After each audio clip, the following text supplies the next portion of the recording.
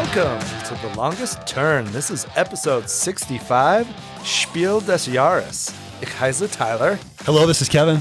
This is Tyson. In this episode, we're going to talk about some of the games we've been playing lately, and then we're going to talk about the nominees for Spiel and Kennerspiel, make some predictions, and suggest some nominees that were missed. Oh, yeah. Before we jump into what we've been playing lately, it's been a busy summer. What have you guys been up to? Quite a bit, actually. As we mentioned in the last episode, I went to the lake for a week, played a ton of games, like over 40 games over the week, and it was just amazing. So had a blast. Nice. I did the exact same thing, went to the lake, played 0 games because I went with the side of my family that doesn't play games at all. I'm sure you had a blast still. But it was beautiful. 4th of July kind of fireworks shows and ice cream and grilling and lots of fun stuff. Nice. Awesome. Love it. Love it. So I went on a camp with Logan and some of his friends and some of their dads, and it was awesome. We did a 14er. We went to Great Sand Dunes National Park. I love that place. Yeah. It's amazing. Tell people who don't know what a 14er is what a 14er So in is. Colorado, there's like, 60 to 70 or something We need Mark here because he's climbed most of them. Yeah. 14,000 feet or higher peaks in Colorado. So we did one of those. I did not go all the way to the top. I tapped out. Oh, you didn't make it? No, most of us tapped out at about 12:06. There was a couple lakes and some fishing to be done.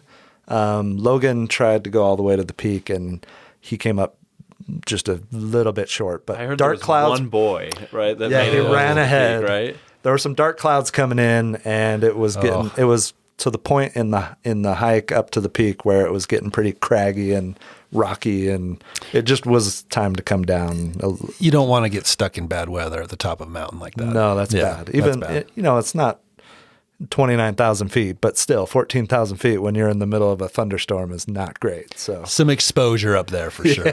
Yeah. And you guys had a pretty long approach too, right? we did. It was not a gentle hike in. It took us about an hour and a half to 2 hours of four-wheeling down the trail to get out of there safely. There were some scratches on trucks. It wasn't good, but it was a fun experience. And then the day I got back, both of my wife's brothers came into town with a friend for a golf weekend. Got a couple rounds in. Didn't play a lot of games during that time. Yeah. But it was a great week. Summer's busy. It's busy. So we went to the lake, and I went with Matt and his fiance, my brother-in-law and his fiance. And we kind of just threw out, hey, everybody should come to our house for the 4th of July. And they ended up coming. So they came for another, they came in on Wednesday and ended up leaving on Monday. And we got a lot more games in. So The significant other shopping night Right, yep. was fantastic because then we could get in a game night. that was awesome. We got some good games in. We got a classic, an old classic. Coliseum. And it was a lot of fun to get that one out again. Yeah. So does that mean with this new version coming out soon, are you going to get the new version? So We had discussions. we about did have this. discussion about it. So I have the good version, right? I've got the Days of Wonder version, and the production on that's great, right? I don't know. I'm a little tempted, but I think Tyler maybe. I don't know. So they're doing Coliseum and then Coliseum Ave Titus or something. Yeah. And Ave Titus. Ave Titus, sure. And I'm interested in that one. I think it's going to be a little more complex, but because you already have Coliseum, I might just go that route. Yeah, I was reading a little bit about it. There's some updated rules to the old Coliseum, but they also said they're going to throw in the old, original rules. So it'll be updated, but it is going to be lighter than this new one that's coming out. But it's Miko art on one of them and Ian O'Toole art on the other one, They I look think. And gorgeous. Maybe some crossover. And then Johnny Pack is also one of the co-designers on one of The them. new version. Yes. Not new version of Coliseum, but the Ave Titus or whatever that one's called, Yeah, right? I think so. Yeah. So good stuff coming. Yeah. For sure. Yeah. Busy summer. We're not recording as much, but life gets in the way sometimes. And That's right. we're happy to have Tyson back in the recording long-lost studio. Tyson It has been a returned. while. It's It's been 3 episodes, but that is a long time. That is quite. That's a And while. I've missed recording with you guys and hanging out.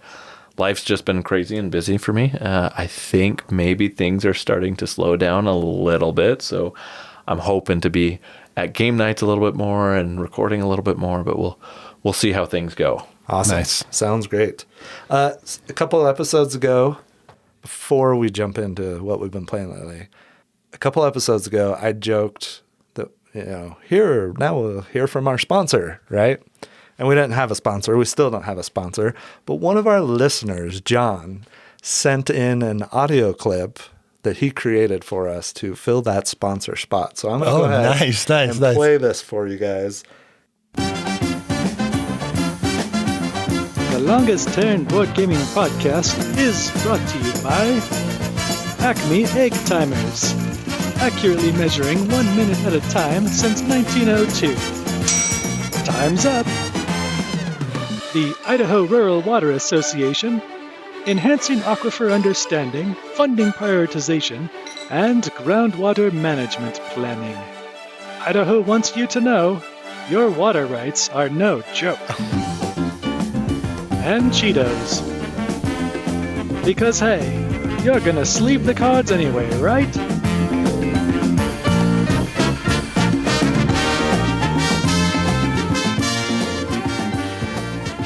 Oh, that's amazing. I love it. As soon as you said it was John, I was like, there's going to be a water rights in Idaho. Yeah, joke in this right.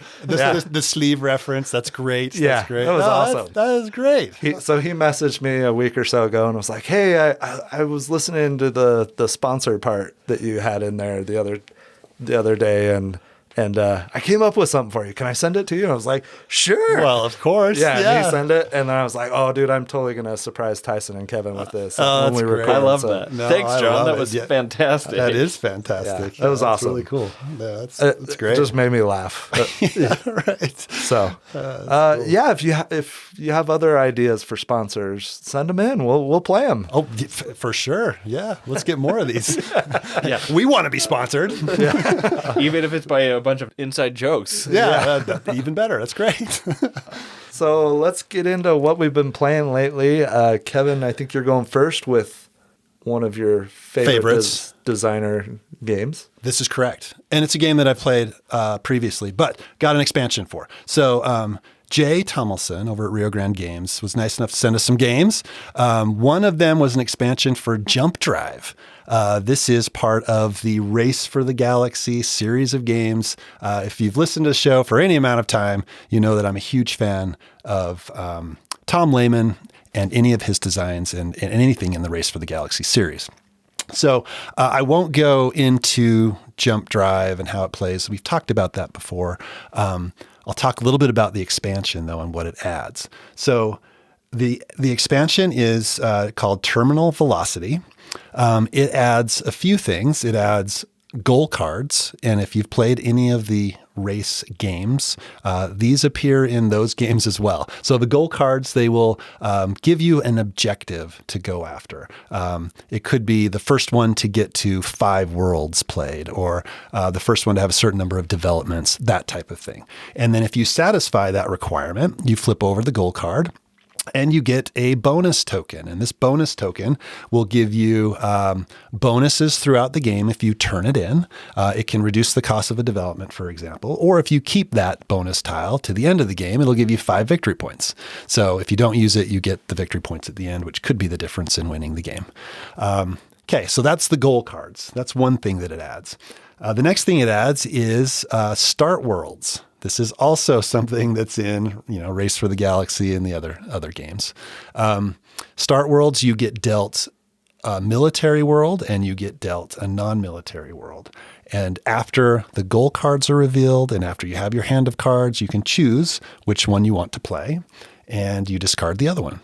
You reveal it, and then that kind of gives you just a little bit of a jump start and maybe a little bit of a strategy of what direction you may want to go in this game.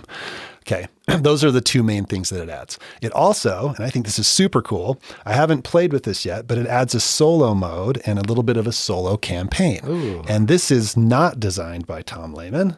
This is designed by Eric Kaminsky. And from what I understand, this was a fan-made solo mode, and everybody liked it so much, it actually made it into the game. How cool. That's awesome. Isn't that awesome? Yeah, And I that's just super cool. I looked up Eric Kaminsky. He's done a number of fan-made variants to things, I think. He is credited with one, and it is Jump Drive Terminal Velocity.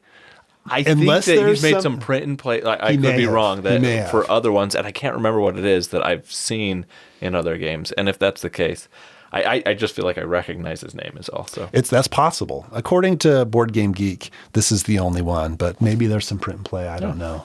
I haven't messed around with this, but from what I've read and what I've heard, it's actually a really good solo implementation. Cool. So That's awesome. I love when publishers and designers pick up fan-made variants and turn them into actual parts of the game, and I think that's great. I think it's cool too. Now he's got his game on the box, and he's, Yeah. credited of designing a game in the Race for the Galaxy series, which is really cool. So, Jamie did that with Tapestry for one of And those Scythe. expansions. And Scythe. That's right. Yeah. That's awesome. It is That's awesome. so cool. Yeah. One other thing that Terminal Velocity adds, it just adds more cards to the game. So you're just Cool. going to shuffle those cards into the deck. So I love this expansion. I think it fits perfectly. I almost feel like it should have been part of the game to start with. I don't.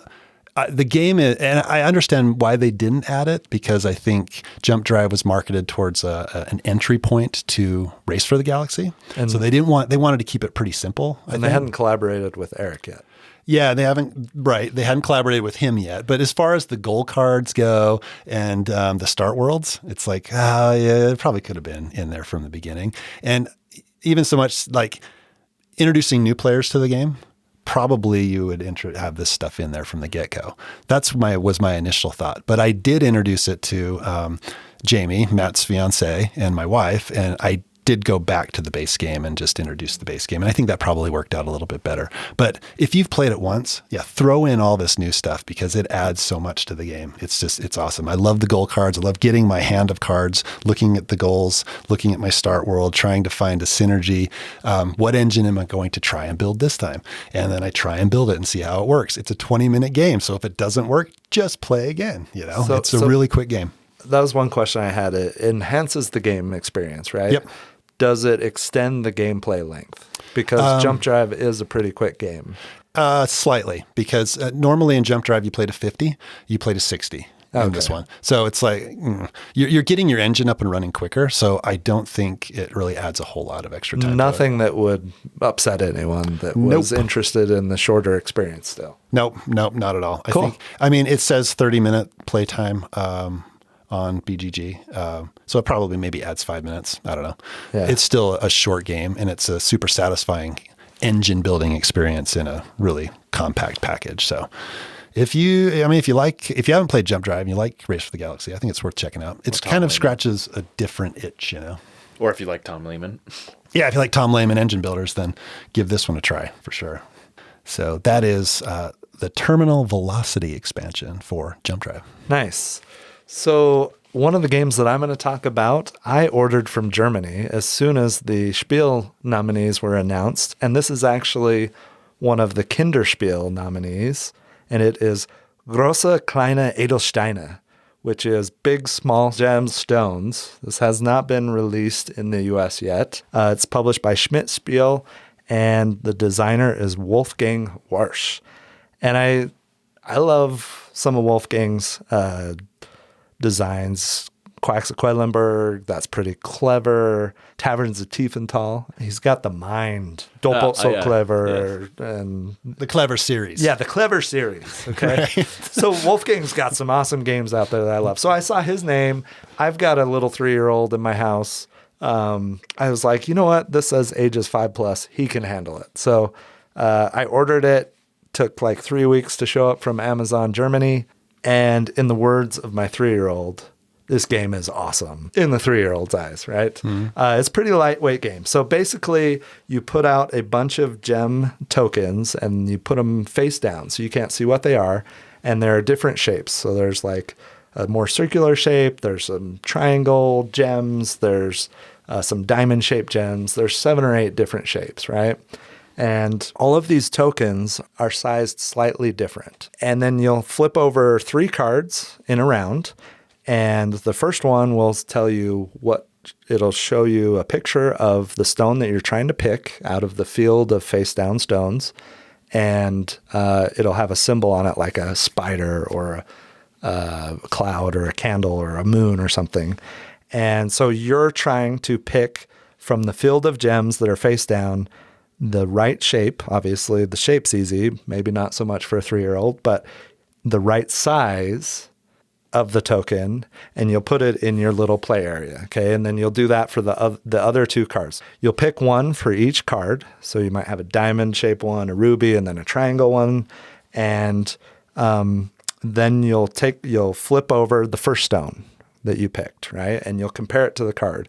If you have the symbol on yours that's on the card, then you get to take that card, and it has stars on the bottom of it that are worth points.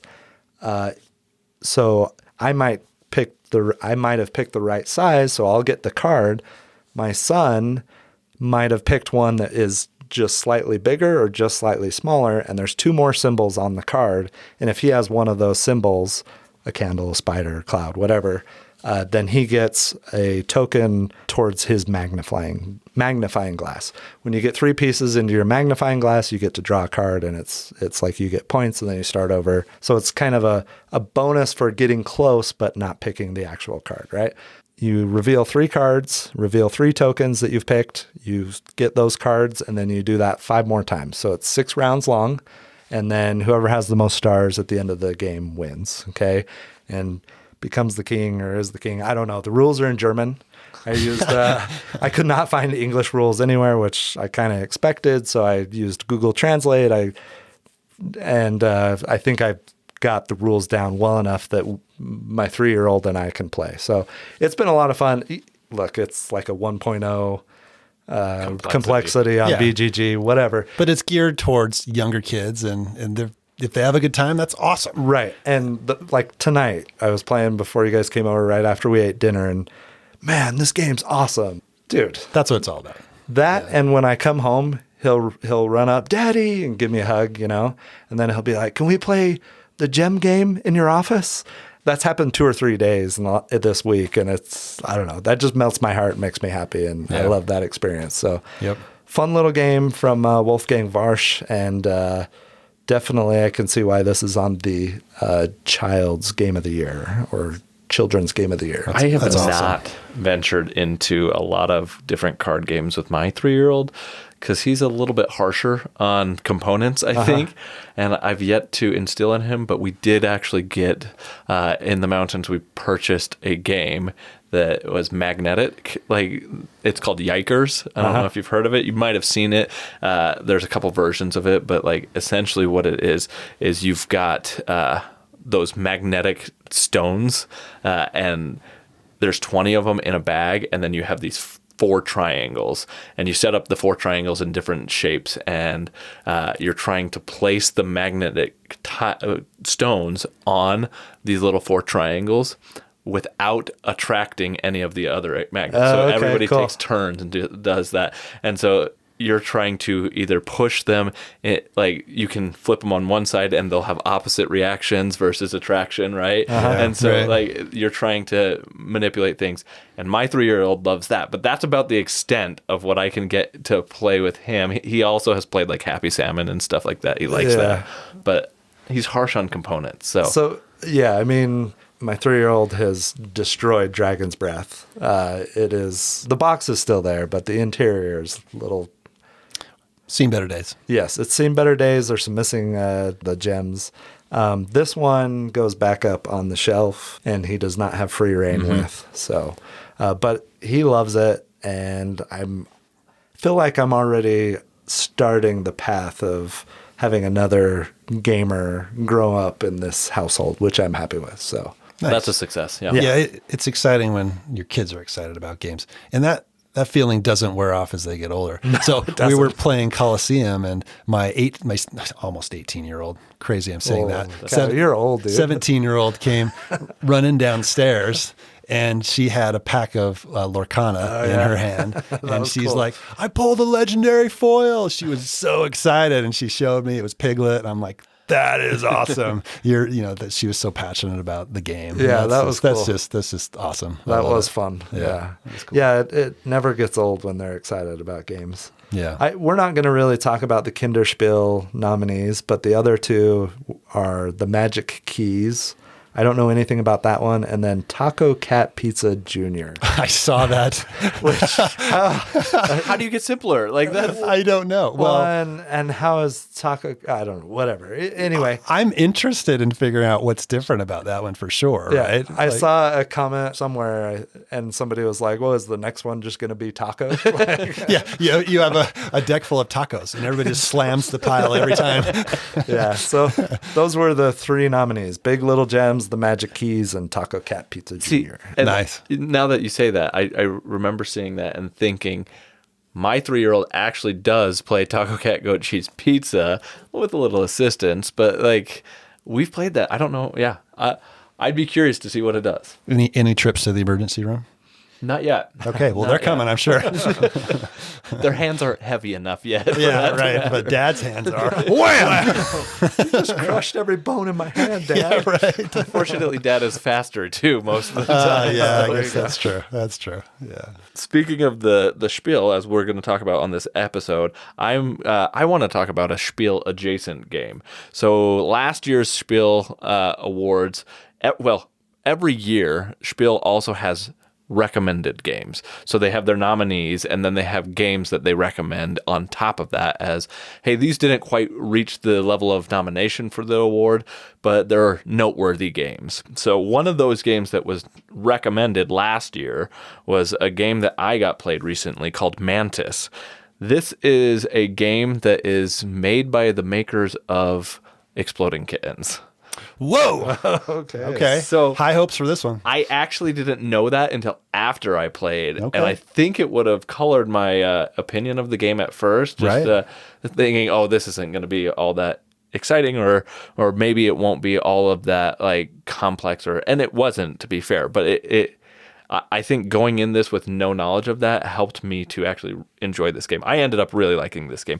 But what this game is it's a very simple game. At the start of the game, everybody is dealt 4 cards to put in front of them. Each of these cards have 2 components to it. The backside, which has 3 different colors on it of what the possible front side could be. So one of those 3 colors is the color of the front side of that card. And there are different little insect art on the front side that are cutesy, which is why it's called Mantis, I suppose.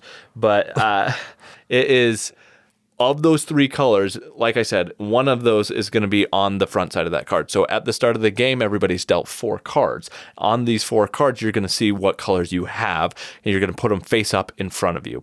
When they're face up in front of you, you stack like colored suits with one another.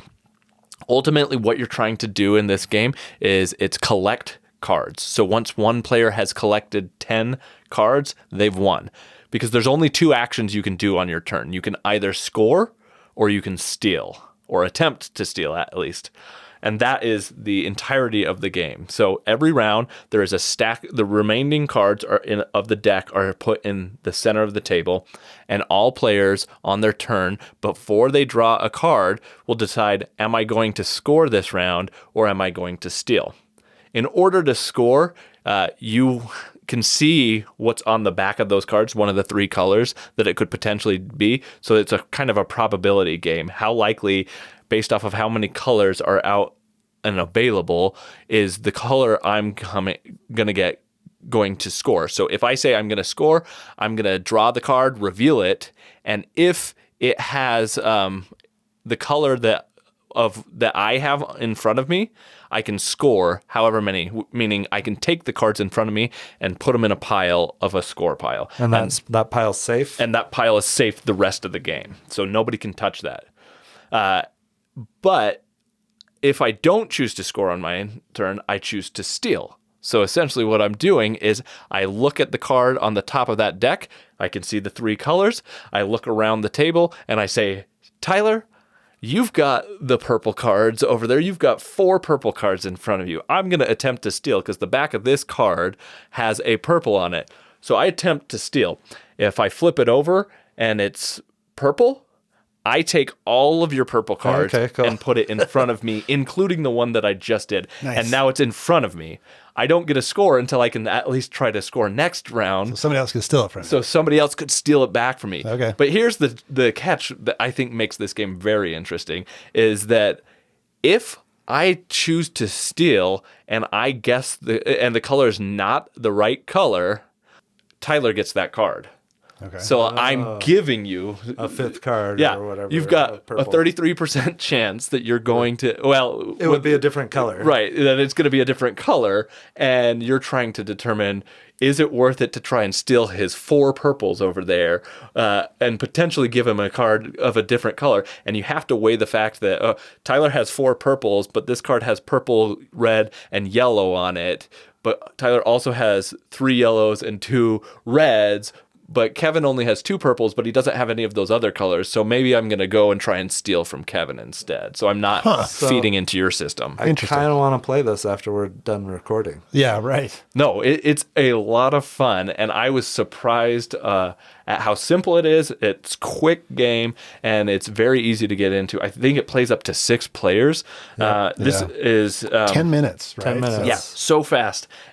And you just play it, and a lot of like fun things can happen. And there's those moments where somebody starts stacking up one color, and then everybody tries to steal it, and then it just gets passed around, and nobody can score it, and it gets bigger and bigger and bigger. And then if somebody is able to score that big stack, they usually can trigger the end game, and then you win. So I had a lot of fun with this one. It's one that I think would be really fun to add. I don't have a copy of it. My siblings own this one.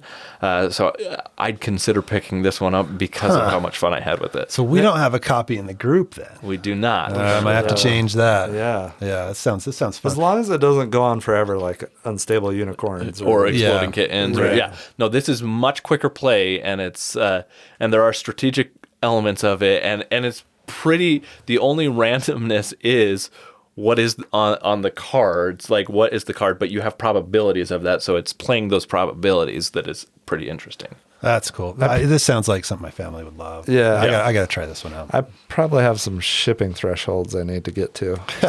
Yeah. The art's awesome too. I'm looking at pictures of it on BGG. Yeah, I it really looks like really the cool. art. Yeah. It looks really cool. It's really colorful and like kind of eccentric little bug art, but I enjoyed this one a lot. That's Mantis from the creators of Exploding Kitten. You can leave that part off.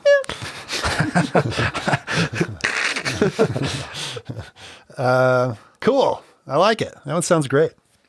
All right. The next game I'm going to talk about, we were sent this game from Pandasaurus. I believe it comes out next month. It is called Infiltraitors. This one, Tyson especially, I think it's right up your alley. I think you're going to love this one. I think you're going to like it too, Tyler. I got 5 rounds of it played. It's a mission-based cooperative deduction game. Okay. So you're agents and you're trying to find the traitors. So you go through this mission. There's a story around it. It's a very light story, but every mission reveals a little bit more of the story, and the game kind of ramps up in complexity as you go. Okay. So the way it works is you get dealt a hand of cards. Now these cards, they're in a number of suits. So you start with 4 suits. And then as the game progresses, you're going to add an additional suit. So the cards are numbered from 2 to 15. You have some other components. You've got numbered tokens. You've got these hands that point. You've got bullets. You've got this cool cardboard gun, and then a gun tray. So the insert in the box, you take it out, and there's a little tray that you put the gun on as you play, and you put the bullets underneath it. Okay, it's kind of it's a pretty cool production, right? I think It's got a lot in such a small packet. Yeah, right. It's got all kinds of stuff that's jammed in there. All right, so you get dealt 5 cards. Now these 5 cards, they have a number on them, and they have a series of other numbers on them. So the other numbers are multiples and factors of that larger number that's on the card. Okay. On your turn, what you're going to do, you have a few things. You can nab a suspect. So each mission has a number of suspects that you need to catch. So if you nab a suspect, you take that card, put it in front of you, you look at it, nobody else on your team does, you place it face down. That's the card that everybody else around the table has to figure out what it is. So if I have a yellow 4, I know what it is, nobody else does. They need to figure it out and they need to guess that correctly. Okay? Everybody or just one person? Just one person. Okay. All right. The second thing you can do is give a clue. So if you give a clue, you're giving a clue to everybody else about the card that you have. So you're going to select a card from your hand and you're going to play it face up. You're either going to put it vertical or horizontal. If a card matches, the suspect, if it's the same suit as the card, you're going to put it vertical. If it has the same number as the suspect, you're going to put it vertical. Or if its number is a multiple or factor of the suspect's number, you're going to put it vertical. If it meets none of those requirements, you're going to put it horizontal. Okay. That will give clues to everybody else of what that card is. Everybody has this little dry erase board that they put above their card. And as you start narrowing down what the card is, you're going to mark off suits and numbers until you can narrow it down to what you think the card is. Okay. That's the whole goal. And that's what you're trying to do. You can also do information exchange where you take a card from your hand, you give it to somebody else. They look at it. They either put it, horizontal or vertical, and then they mark off their board. Right. You can bide your time, which means you are taking cards from the top of the deck. You're just getting more cards into your hand. And then you can, if you think you can identify a suspect, you take the gun, you point it at the person and say, your card is a 4 yellow. And they say yes or no. You take a bullet out of the game, regardless if you're right or wrong. If you're wrong, then you missed. You wasted a bullet. You only have a certain number of bullets for the round, for the game. If you run out of bullets, you lose. If you identify all the suspects before, the game ends when you can't take one of the actions, right? If you run out of bullets or can't take one of the actions, then everybody loses. Super interesting and super fun game. We had a great time. It was one of those games where you played it and then everybody's like, we got to play that again. And so we played it multiple times in a row. Everybody had just a really good time with it.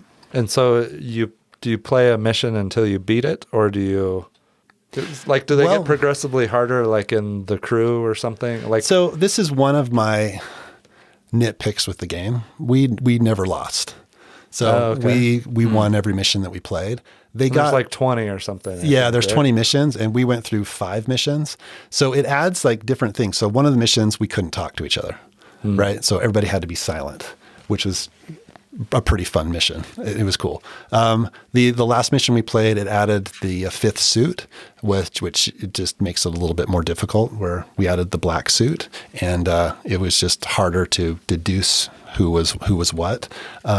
There's missions later on where I was reading, you can only guess the suspect to the person sitting to your left. So it puts like restrictions. So the game comes with these little hands that point, and you put them down between people to say, okay, I can only guess that person. There's these numbers where we played one mission where when somebody takes a suspect, they also take a number token. So they take a 1, the second person takes a 2. You have to identify the suspects in order, 1 to 9. Which that was kind of fun. So it adds a different wrinkle and it forces you to play in a little bit of a different way. Even with those restrictions, though, I feel like we won fairly easily. Mm-hmm. And I'm sure it gets harder and harder as you get through the missions. So, yeah. And you played 5 of them, you said? Yep, we played the first 5. So we're a quarter of the way through. And do you have to play them sequentially? You don't, but the game recommends that you do play them sequentially because it does tell a story as you're playing them. Because I was wondering, like, if it's like, these are too easy, maybe if we jump into the middle parts and it's going to be harder. If that's sad that it's a little bit of a slow ramp up, because in a cooperative game, I want to feel that kind of challenge. Yeah. But I mean, still, the deduction side of it sounds really intriguing to me. Yeah. I love a good deduction game. It's like Arcane Waters or Wonders, or that one game that you have, Tyson. Cryptid? No, it's a cooperative deduction game. Yeah. Oh my gosh, can I not think of the Shipwreck game? Arcana. Shipwreck Arcana. I knew Arcane. Yeah, Arcane was in something. there. Arcane, or well, it was Shipwreck something. Yeah, Shipwreck Arcana. Yeah, so you mentioned in that Shipwreck game, we're not going to say the last part of it, but that you didn't think that there was quarterbacking and you felt that you're making your own decisions in that game, right? Yeah. I feel like there's a little bit of quarterbacking that could happen in this game, but really you're playing your own card. You're making your own decision on your turn. Am I going to play it on myself to give everybody else a clue? It's like, I have a really good card that I can play that's going to knock out a bunch of suits and a bunch of numbers. Mm-hmm. Or am I going to play it on somebody else because it's really going to benefit them? So you're kind of, people are suggesting things throughout the game. It's like, hey, we should do this and we should do this, but you're making your own decisions in this cooperative game. So I think, Tyson, you would kind of appreciate that because that's one of your nitpicks about cooperative games. If somebody's taking control of it, right? No, and having that individuality in it is a good way to giving players something that they own, right? Like I like that about it.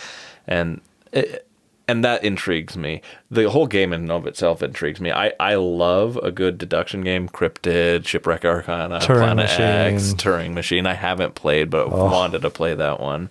But yeah, I love that. And I think part of that stems from one of my early game memories is playing Clue. And having the envelope. It's not that great of a game, but like when I was that's like a 7, memory, 8, right? 9 years that's old, a core memory for you. Yeah, exactly. It was there, and I remember that. And figuring out and solving puzzles is fun when you think you have the answer to something because you have ruled out all other possibilities. I love that. Even when I'm wrong, I like to be like, oh, I was basing it off of this piece of information that was false, and that's where this whole theory went to. It went by the wayside. So I like that, and this sounds like it would do that pretty fun. But I do have the concern that you mentioned of, is it too easy?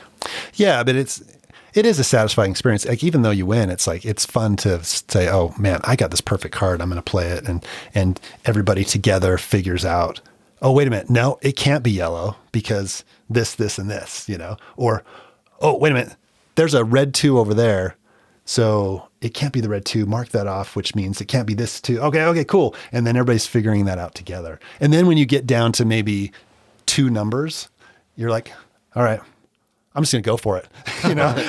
Red 5. Oh, we lost a bullet. Oh, we lost the bullet, I mean, the one thing that I also am concerned about is the fact that there's poor gun safety teaching in this game. Pointing the guns at everybody. But that's cash and guns. Doesn't matter if it's loaded, you're cleaning it, whatever. Don't point a gun at someone. Yeah, there's that for sure. Yeah. Because you have a cardboard gun. Well, hopefully, the other 75% of the game takes up the level of complexity a little bit. Yeah. It sounds fun. I want to play it.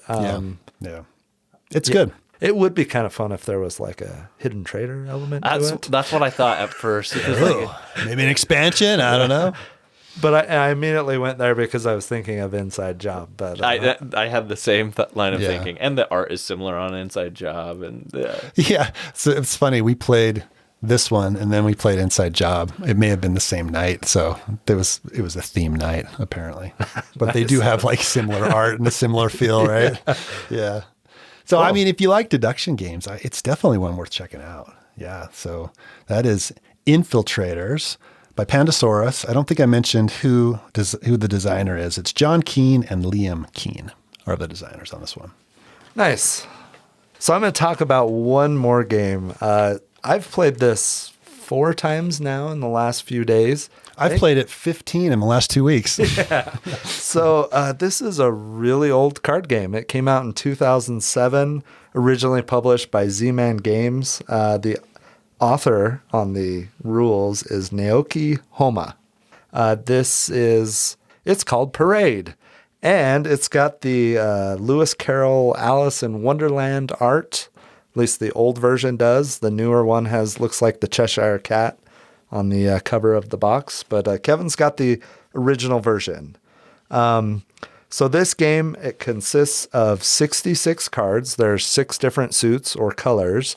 And values of those cards range from 0 to 10. So there's 11 of each. Which is a good, important distinction to make. Yeah, not 10 cards, 11 cards. We'll talk about that in a minute. Right. So in this game, you're going to deal out 5 cards to each player, and it plays up to 6 players. I've played it up with 4. I don't know. Have you played with more, Kevin? I've just played up to 4. Yeah. And you're going to deal out the parade, which is going to be 6 cards face up next to each other, okay, in the middle of the playing surface.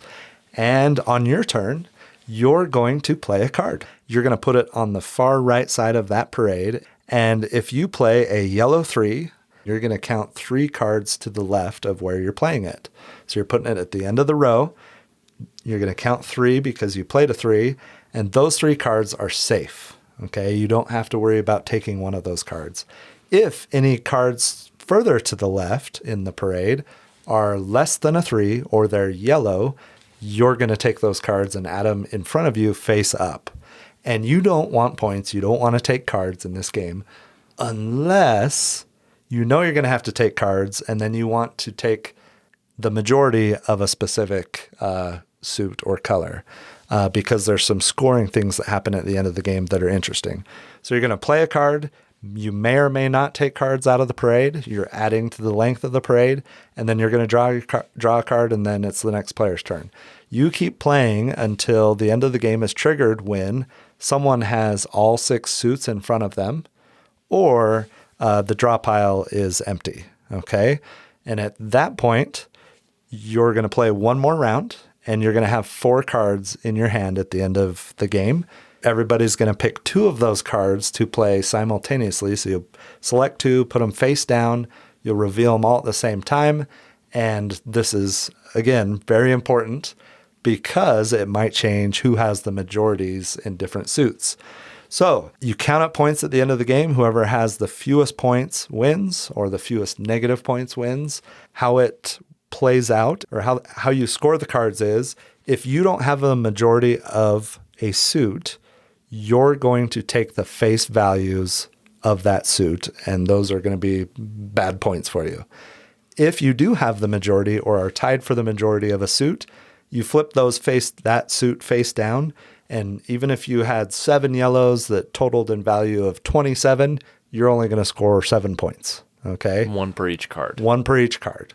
So there's this balance of I want to take as few cards as possible, but of the cards I do take, especially if I had to take an 8, 9, or a 10, now I want to get majority of that color. Because if I don't, I lose. I lose. Yeah. And the twist of having to play 2 cards at the end is crucial because you might be sitting with 4 blues and somebody else has 3 blues and you're like, oh, I'm safe. But then they put down 2 blues and now they have the majority instead of you, and you just got stuck with you with a lot of points. 29 points. Oh, hey, that's the color I stuck you with. Wait a minute. It was blue. That just happened. Yeah. So really quick, 15, 20-minute card game, plays up to 6 players. I have had a blast with this. And we were talking about it. I asked you, had you actually played this before your lake trip? And you had. And I think it's so fun that you kind of rediscovered this game and the fun that's to be had there. Yeah, I brought a whole, a bunch of card games. And I'm like, I want to play some of these older games just to see if they're still fun and they still hold up. Parade was one of them. We played Archaeology, the card game as well. And I'll probably talk about that in a future episode. That's awesome. But this is by far the one that we played the most. And we would have our daily Parade game and we would play at least one. And it was just awesome. There's so many.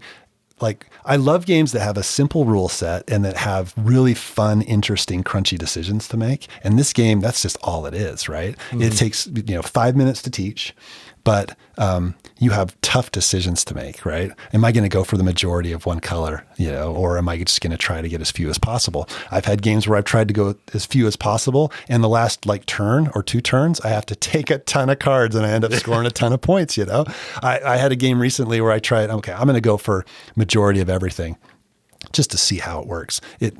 Horrible. It did not work well at all, but it was fun to try that as a different strategy. It's just, I've had a ton of fun with this. And like I said, I played it about 15 times in the past 2 weeks and loved every play of it. It's Yeah, great. for how simple it is, there are some thinky decisions there that just make it so much fun.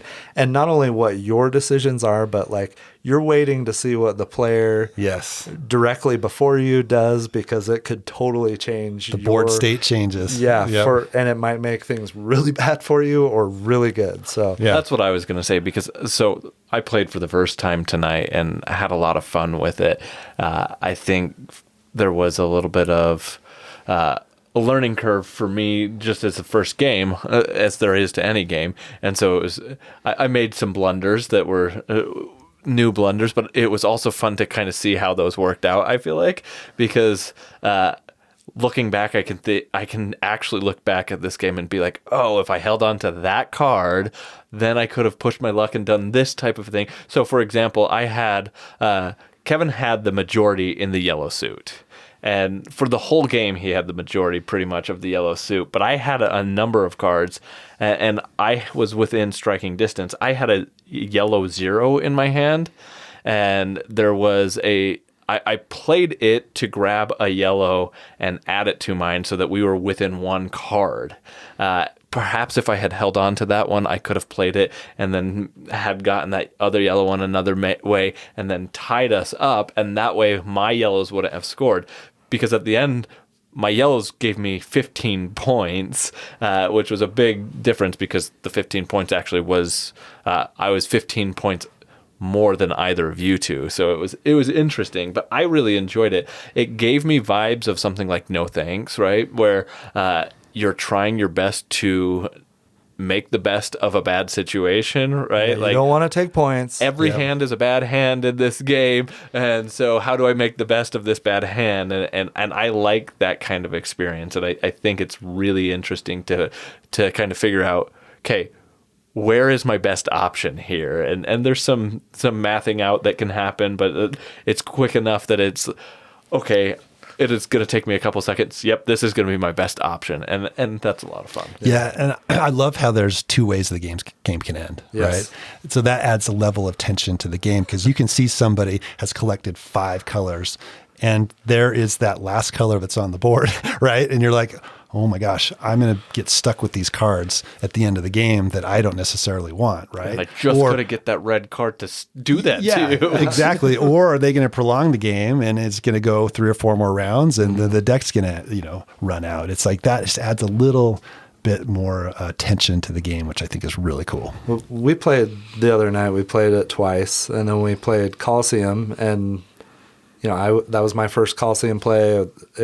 There was a teach there. We played the game, and then we were like, okay, should we call the night? I was like, we need to play Parade one more time. Yeah, right. And that's a sign of a good game. Yeah, so great little card game. I'm definitely going to order a copy of the newer version. I'm sure it's just as good. Well, maybe not as great art, but... Oh, yeah, you're going to be missing out on the art for sure. But it's a great little card game, so yeah. I'm glad that I got exposed to it in the last week. Yeah. Yeah, I think so. If you can track it down, I think it's in between print runs or something. I don't know who has the rights for it now, but if you can find a copy, I think it's worth tracking down for sure. Nice. So that's Parade. Should we get into some of the Spiel stuff? Let's do it. Yeah. Okay, so I think the kind of format is we're going to talk about the Spiel nominees first. One of us, if not multiple. Some or all of us. That just rolled off your tongue. Yeah, I know, right? One of us, some of us, or all of us have played every single Spiel or Kennerspiel nominee, which is the, what's the English word for that? The Connoisseurs Game of the Year? Yes. Is that I believe that's it. Yeah, okay. Whatever. Kennerspiel. Yeah, Kennerspiel. Yeah. So we're gonna talk about each of the nominees. We might just really quick go through the recommended list. We're gonna make our guesses at who's gonna win, and then we're also gonna nominate each a game that we think should have been nominated, and then we'll do the same thing with Kennerspiel. Yep. Does that work? Let's do it. All right. So just to go over the 3 nominees for Spiel, we've got In the Footsteps of Darwin, Yep. Sky Team, and Captain Flip. So Kevin's going to tell us a little bit about In the Footsteps of Darwin. Okay, so the nominees were announced, got on immediately, ordered in the Footsteps of Darwin. Yep. So we actually have a physical copy of this one. I've got it had it played, I think 3 times now. It's a great little game. I like it a lot. It's designed by Gregory Grard and Matthew Verdier, I believe. It's published by Sorry We Are French. Yeah. So the theme of it is the players are junior naturalists just arrived aboard the Beagle to help Charles Darwin finish his book. Okay, that's the theme. The way the game plays is you have this journal that you open up, and there are a number of spaces. There's 16 spaces on this journal. And then there's a few spaces for these people that you can learn from on the side. There's the HMS Beagle that is surrounding 9 tiles in the middle of the board. And the way the game plays is you're going to select one of the tiles that's either in the row or the column of where the HMS Beagle is currently located around these 9 tiles. And depending on where you take a tile from is how far the Beagle is going to move around these 9 tiles. Okay. You will take a tile and it will match to a certain region and a certain animal type on your board. So it could be a red bear, for example. So it's in the Asia region, I guess, and then you'll put that on your board. Now, there could be a number of things on these tiles. There could be endgame scoring points. There could be a symbol that gives you a guide that will let you manipulate where the Beagle is at. There could be compasses. There could be books. These are all things that you can score points for at the end of the game. Okay.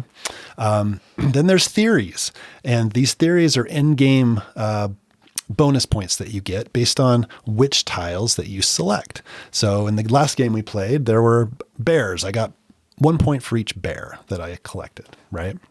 So there's end game scoring points.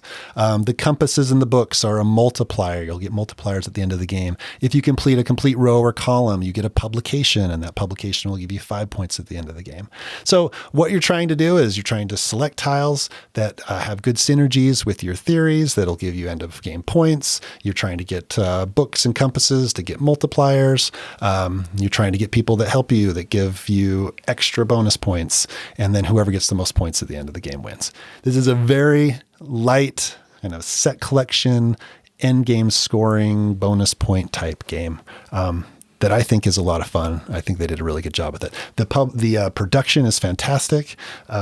There's this extra book that comes with stuff you can read about Darwin and some of the stuff that he did. And the back of the board. Yes. You flip over the board, and then it has these little numbers or letters that correspond to that book that you can actually read about Darwin and some of the stuff that he experienced, which is cool. I love when publishers do that. Yeah. I haven't read the book yet, but I love when publishers do that. Yeah, I love the little rondelle aspect of it, Yes. and drawing a tile, and it plays super quick. It's really fun. I enjoy it. One of the things about this game that I think is nice is it gives me a vibe of some of these more. We've seen a lot of like natural style games, right? In nature style games, and this kind of gives me that vibe where it's kind of this casual theme that's really pleasant, and it also the gameplay also is pretty pleasant for the most part as well. Like it does, I feel relaxed playing this game and not overly stressed, and there are decisions that are fun decisions to make, but it's not but they're like not hard, crunchy decisions. Yeah, it's not brain burning kind of decisions. It's I could do this or I could do that. This is good in this way and that is good in another way. And so I think that it's got a fun kind of vibe to it. But if you're going in and thinking of other Darwin-style games, it is not like Darwin's Journey. No, it's the other end of the spectrum. Yeah. Yeah, it's definitely family weight, and that's something great about it. Right? Absolutely. Yeah. I played twice. The first time I tried to get the multiplier as much as possible, and I did really well with that. This time I went a completely different strategy and was drafting tiles that just gave points straight up, and then trying to get the tokens on the side that are score multipliers at the end of the game as well, right? And it's such a compact and small game, but there are different paths to choose to go down. And I think they did a really good job with that. The turns are so simple, but there are multiple paths that you can try to do different things. And I like that. And it's interesting. You can stack tiles on top of each other, and you can cover victory points that you won't get at the end of the game.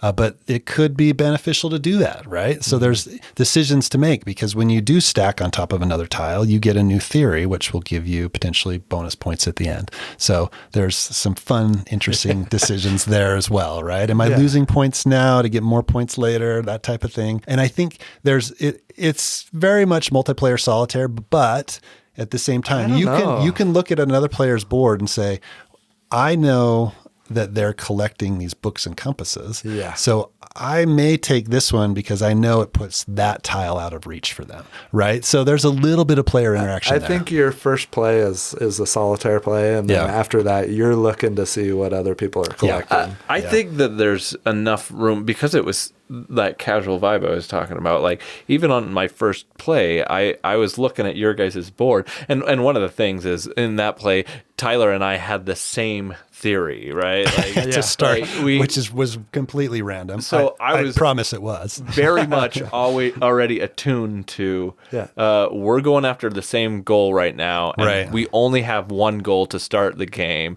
So I got to make sure that I'm grabbing stuff that Tyler might want at the right time. But the interesting thing was that I did that prematurely. Tyler actually went before me, and he grabbed something that I was like, oh, he left that one for me. And I grabbed the one that I got. But because it had a high value on the tile itself, it meant that I could not later on cover it up because it was too valuable a tile, which meant that it was harder for me to get additional theories. So it was interesting to see that. And then I also noticed that, Kevin's going for a lot of bears right now. Another randomness thing with the setup. There were like there were 8 so many bears at the start. I swear it was random, okay? I think he had ordered the decks before he showed up, and then he set it up, and look at that, bears. Just happens to be I do that a lot in games. Yeah, you're right. Caught me red-handed. In some ways, like, it reminds me of Azul and looking at other players' boards and things, except Azul is far more cutthroat in that, and there's a lot higher potential for hate drafting. This doesn't give the same kind of tension, I don't think, that something like an Azul would do. Yeah. I think it's a great family weight game that has some nuances the more you play. Yeah, absolutely. I think it's a good one. I'm one concern I have with in the Footsteps of Darwin is that even though those theory stacks are large and there's a lot of potential variability there, there's not a whole lot of variability in the rest of the game. No. Like, once you've played it, you've pretty much seen everything. Yep. And so with that, I like it, but I almost, for me to want to come back to it time and time again, I want a little bit more potential variability injected into it. Yeah, you pretty much see everything. I think it's geared towards families, though, so I don't necessarily think that's a bad thing, but I can totally see that. Yeah, I get what you're saying, but at the same time, like, you see all of Azul the first time you play. You see all of Nova Luna the first time you play, and they're set collection games. But I guess there's more of a compulsion for me to come back to something like an Azul, and I'm not sure where that is. That's a completely abstract game, right? And you have seen it, but like I'm not sure what. Like I like in the Footsteps of Darwin as a casual play, but I'm not sure that I'm compelled to come back to it time and time again like I would with something like an Azul. Sure. So does this mean it's out of the running for you? Tune in to find out. I do like, this is going to come up, right? Yeah. Some of the criticism of the Spiel Nominees is that they're super generic, right? And this one is a little more, it's got a little more meat on the bones than, say, something like Llama Yep. or some previous nominees that are like, Right. really, that got nominated? How did that happen, right? Yeah. So I do like that there is a little bit there. I can totally see why this is a Spiel absolutely. nominee. Absolutely. Like there's no, I have no question about it. Should it be in this category? No, but just for my own personal play styles is kind of where I'm going. Sure. Let's get on to the next one. So the next one is a game called Sky Team. We've talked about this before, actually. We talked about this in episode 50, our Family Feud episode. We discussed Sky Team.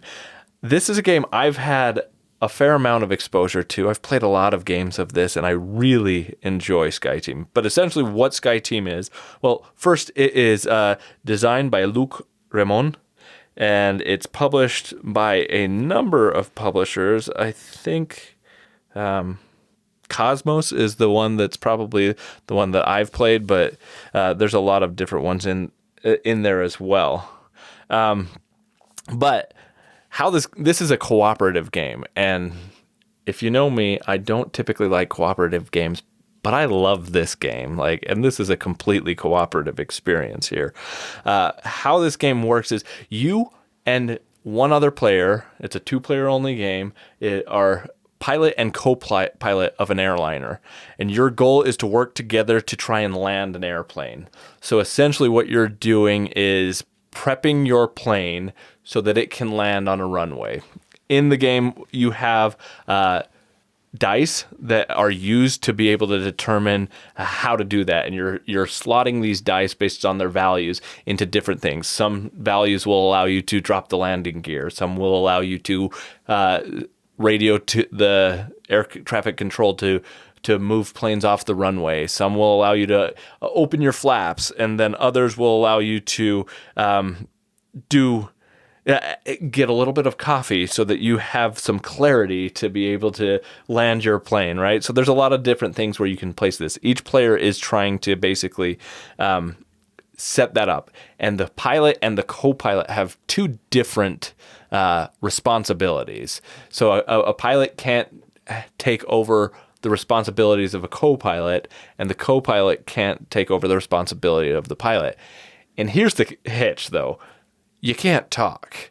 So thematically, this is where it breaks down. No sense to me. You're literally sitting next to the person. It's so intense, Kevin, that you cannot. Okay. You have to focus on your task. You can't say a word. All right. There's screaming babies in the cockpit. Yeah, something's happening. Exactly. Your earpieces are out, and you just can't take them off and talk to the other person. Makes sense. Total sense. No, but you cannot communicate, which makes this game what it is, I think. Even though it breaks down thematically, with the non-communication element of this game, it makes it a little bit more tense, because you're trying to coordinate with your co-pilot in a way that you're hoping that you're both going to do the things that you're wanting each other to do, or spend dice in the right way.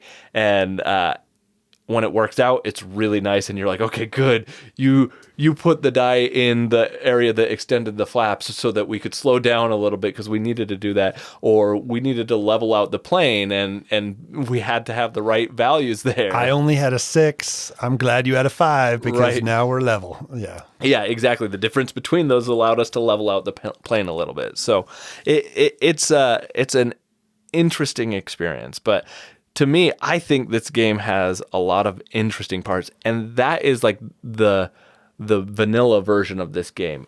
There are different like different missions, exactly, different airports you have to land at or something. And there's a fair amount of those in the game, so that you can kind of mix it up. And they add different things like hazards. Like one is like a particularly windy airport, or one is a airport where you have to maneuver and come in at a certain angle before you can straight level out and land the right way, or they have different hazards or things on the runway, and it just makes it interesting. And so there's, I think, a fair amount of variety in this game, and it has a lot of potential. It's on BGG, it's rated as 95 overall. So it's broken the top 100 already, which I think says a lot about it. And Potentially. I know that we've had discussions in the past about why some things rise to the top of BGG a little bit and may not belong, including on the Discord server as of late. So Some spirited discussions there. Yeah. spirited. I see what you did there. But no, I think this game is a lot of fun, and for me, I think it's very worthy of the Spiel nomination. Cool. Yeah, this one's fun. I need to get this played on the table. Yeah, we played on BGA. I played a few times, and I think it's a good game for BGA because you're not supposed to talk. Mm-hmm. So I think async it works for this one. But I definitely want to get it played on the table. I think we had this in the bag, Kevin. Oh my gosh, I played the wrong. We did have it in the bag. We needed to level off the plane, and I came down to the last die. I could have played the right die, and I played it the wrong way. So we ended up going upside down. Well, we went into a spin or something. We weren't. But it was our last round. It was our last round. It was the last die. Literally the last die that I was going to play, and I played it the wrong way. It was a little disheartening. So close to victory, and so close. My crewmate that I can't talk to. I know. If only we could communicate. If there was some way that we could understand what the other person needed. If only these headsets work. It's funny. You're going to play the 3, right, Kevin? Yeah. Well, it's funny. You look at the box art and they they're wearing their headsets. So they're wearing their headsets. Yeah. So, yeah, I need to play it on the table, I think. Yeah, I looked at the rules to see if there was any explanation to why you can't communicate, and I didn't see anything. Maybe I skimmed over it, but I didn't see it there. But it is a great game. Yeah. We've all only played it on BGA. Yeah. But I think one of the things you can do with this on BGA that is nice, and Kevin and I had this experience, is you can play it in the same room as somebody else and sit side by side. And there is a period at which you with headsets on? You can talk where your radio comes back on for a second. Yeah, between rounds. Rounds. And that was a fun experience, I think, was fun. well, I forgot about that. Where we were able to be like, coordinate enough that it was like, okay, this round we need to make sure that these things get done, and we were able to do that, and that was fun. Are the missions on BGA? They are. They are. Okay. Yeah. Okay. I haven't messed around with those yet. So. I've done only a handful of those, like 2 or 3. So cool. Yeah, this was the hotness at Gen Con last year. It was. There were all kinds of lines around their booth for this one. Yeah, I'm not surprised this is a nominee, other than the fact that it's only a 2-player game. I don't know that it's very often you see a 2-player game get nominated. I was surprised about that.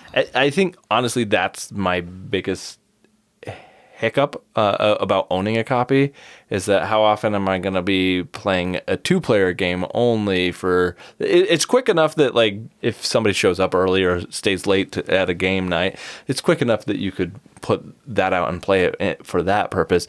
But with it being on BGA, I honestly don't feel like I need a copy because... Mm-hmm.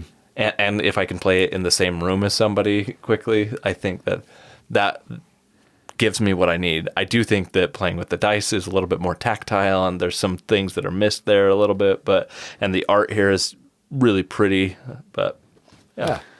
It's a good one. Worthy of a nomination. Yeah, absolutely. So yeah, that is Sky Team. All right, so the third nominee is Captain Flip. This is another one that we've only played on BGA. This is designed by Paolo Mori and Remo Consadori, and there's some pedigree here. I mean, Paolo Mori is Ethnos, Fall of Rome, Libertalia. Blitzkrieg. Remo he has a number of games too. The one that stood out to me was he's a co-designer of 3-Ring Circus, a game that we reviewed in the last year, earlier this year, right? I love that game. I thought it was great. Yeah, from DeVere. So this is Captain Flip. It is published by Playpunk out of Belgium. So this game is very simple. You each have a player board in front of you, and it's a pirate-themed game. You've got a pirate ship, and there's 5 columns on this pirate ship, okay? And some of them are 2 tiles tall. Some of them are 5 tiles tall. They're varying heights. And on your turn, you're going to draw a tile, and then you have a choice. You can either flip it and play the backside, or you can just play the front side. On these tiles are one of 9 different characters. So you'll have one character on the face, and randomly a different character will be on the back of the tile. So you can choose to play the one that you drew and you first see, or you can flip it. But if you flip, you're not going back to the first one, okay? And so these different characters do different things. You're trying to score as many coins as you can before the end of the game or by the end of the game. The game ends when somebody completes 4 of their columns by placing tiles in these columns. So you're stacking them. They do things like a gunner. You take 5 coins. So gunners are great, except if you end the game with 3 gunners, you automatically score 0. The cook, whenever you place the cook, they score a coin for themselves and any other characters that are in their row that you're playing them. The parrot lets you draw and play a new tile, but you take a negative coin penalty at the end of the game. Cartographer lets you take possession of the map, the treasure map, and at the end of each turn that you have the treasure map, you'll collect a coin or whoever has it. Navigator, you get 2 coins per each cartographer that you have on your board. So, and there's a few more. So there's all kinds of different ways to score coins. So you're just trying to score as many points as you can. Something that I really like, Kevin and I played this first, like right away when the list was announced. Tyson's gotten some plays now, but when we first played, I was like, well, that was kind of lame, right? Yeah, it just wasn't too exciting. But come to find out, there are 4 or 5 different maps that you can play with that have different kind of bonuses and column rules on them. And so there's some different strategies depending on which map you're playing. I have played, 15, 20 games of this at this point. It plays really quick. I really enjoy it. I don't think I'm going to go out and buy it just like I'm not going to buy Sky Team. And we've got a copy of In the Footsteps of Darwin, but I really enjoy this. It's a quick play. It's a great little family weight style game. I could, as my 3-year-old that I mentioned earlier in the episode gets a little bit older, this is a game that I could play with him very easily. So I think it's a lot of fun. I like it. Captain Flip. Yeah, it's kind of fun. There's a little bit of a push your luck element to the game, right? Because you mentioned the gunners. You could completely get hosed with the gunners. There's a little bit of a memory aspect to the game because there's a tile that allows you to flip over. The monkey tile. That's my favorite tile. Yeah, you can flip over an adjacent tile, which is cool because you can score for one side, then you can flip it over and then score the cook, for example, and score the whole line again for another tile. So there's cool little synergies that when the first time we played, I didn't see any of this or really notice it, but as you play more, you're like, okay, that's kind of cool. I love that about in particular. I started getting in my first game a lot of gunners. I was like, oh no, this is gonna be bad. But then I got a monkey tile and I had already placed a gunner, and I flipped it over, and it flipped the gunner over, and then it allowed me to activate what was on the opposite side of the gunner tile, right? And then the gunner tile is no longer a threat to potentially, if I get 3 gunner tiles on my board, then I already got the points for them, lose. Yeah. But I already scored the 5 coins, so I'm safe, right? Or if I wanted and saved that gunner for later, I could flip it back again if I wanted to play extra risky. And now that gunner became 10 coins worth for me because I got to activate it twice. So I thought that was really cool. And then the parrot tile, which allows you to the parrot tile allows you to draw an additional tile, right? Which I thought was really fun because I was able to trigger the end game in our match with that because I saw that I'd gotten a parrot and I was like, okay, I have 2 columns that I still need to fill, but one of those columns on the board we played only had 1 slot. So if I put any tile there, it's going to fill up a column. And so I did that, and then I flipped it over, or I drew another tile, which allowed me to place in the other column that was almost finished and trigger the end game. And it was really good for me because the tile that I was placing there was, or the column rather, had the condition that if you get coins for every completed column you have. So I maximized it and got 2 coins for every completed column and getting 8 points in that, which I thought was a fun way to kind of play this game. So there were a lot of interesting decisions, I think, to be made in this game. Yeah, the columns that are just 1 are interesting, right? Because I think they're negative points, right? Like you complete this column and it's negative points. But yeah, you could trigger the end of the game by going there and looking at everybody else's board. You can make the determination that that's a good move for me, Well, so it's interesting. On the Kraken board, there's one, the column, if you're the first to complete it, you get 6, and then anybody else that completes, I think, gets 3. But so I love that there's that variability there in the different boards, the Kraken, the Raft, the Desert Island. That took it to the next level for me, that I enjoy this game. If it was still, you were just playing the pirate ship board every time, I'm not going to play this that much, right? Yeah. I had a game, it was my last turn, like finished the round, last turn. I drew a tile, and I had 2 of the gunners on my board. And the tile that I drew could give me like 3 points or something. And I decided to flip it, and it was a 3rd gunner. So I scored 0, and I was like, whoa, because I had a really, I was definitely in the running. Some of the points get calculated after the game finishes, but I was in the running, and then I blew it by pushing my luck. But still, it's cool. It's such a short game. It doesn't matter. Yeah. I'm not sure that I want to own a copy of this. And a reason why is you're drafting these tiles out of the bag. How do you draft the tile that nobody 100% of the time that nobody sees, or that you don't accidentally see the flip side of it? I mean, you could do that, if but you do that, you just put it back in, right? Yeah, I guess. See it, yeah. But I don't think that's likely to happen all that much. It depends on the size of this bag, right? Because I don't know what the size of the bag is. But I feel like most bags that you're drawing something from, you can kind of put it against the bag itself and then slide it out. But then what if you're playing with someone that's kind of shady and... Don't play with somebody who's shady. Yeah, but then it's awkward. Get out of my house. I don't know. Well, wait, why are you kicking him out? Well, we had talked about we're not going to throw on a movie after they flip the table. Why would we put on a movie after they cheat? Flipping the table may be different than accidentally flipping a tile. Anyway, so I thought about that, and I was like, for that reason alone, I think this game's perfect for Board Game Arena, and I'm completely content to play it on there, and I'm so happy that it's on there. I had that same thought, actually, the first time I played it, and I was like, there is some fiddliness to this, physically. This is really nitpicky, but it's not as I thought it through, I was like, it's probably not ever really that big of a deal. So. Yeah. Yeah, I think my family would like this one. It's another one my family would love, but I don't think I'll end up buying it. I think I'm happy with it on BGA as well. Yeah. I think it's done really well there. Yeah. So of the 3, which ones would you buy if you didn't own any of them? Kevin's got Darwin in the Footsteps of Darwin, but I'd buy Sky Team. I think I would too, because I think my wife would really like that one. It's such a tough decision, right? Because my collection of 2-player games is getting bigger and bigger and bigger, and I have a lot of good ones to choose from already. Maybe